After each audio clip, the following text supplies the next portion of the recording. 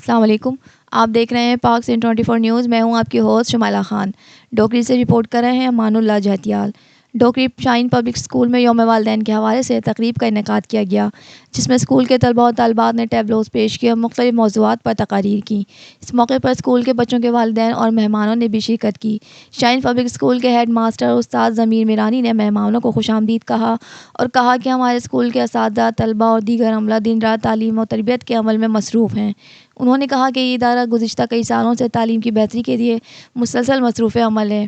گزشتہ رہنما استاد علی انور عسکری نے کہا کہ شاہین پبلک اسکول ایک بڑا تعلیمی ادارہ ہے جو ڈوکری کے دیہی علاقوں کے طلباء کو بہترین تعلیم فراہم کر رہا ہے اور مسلسل ترقی کر رہا ہے، ملک کے نوجوانوں کے مستقبل کو روشن بنانے میں مصروف ہیں۔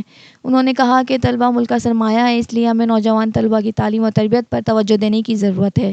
انہوں نے اساتذہ اور طلباء کی محنت کو سراہا، جبکہ والدین کی تقریب میں صحافی منظور میرانی، جی ایم جہتیال، محسن رضا المانی، عمران منگی، صفی اللہ چنا، امان اللہ جہتیال، علی مراد ابڑو، بلال جنیجو، محمد امین سیال، اطہر میمن مختار، انور نور احمد خاص خیلی، صداقت جنیجو، استاد اقبال جعفری، قاضی زبیر، زیب ساجد، سید گدا حسین، علی محمد بروہی، لیاقت علی میرانی اور دیگر نے شرکت کی۔ تقریب کے اختتام پر طلباء نے سندھی گانوں پر ٹیبلوز پیش کیے اور مختلف موضوعات پر تقاریر بھی کی۔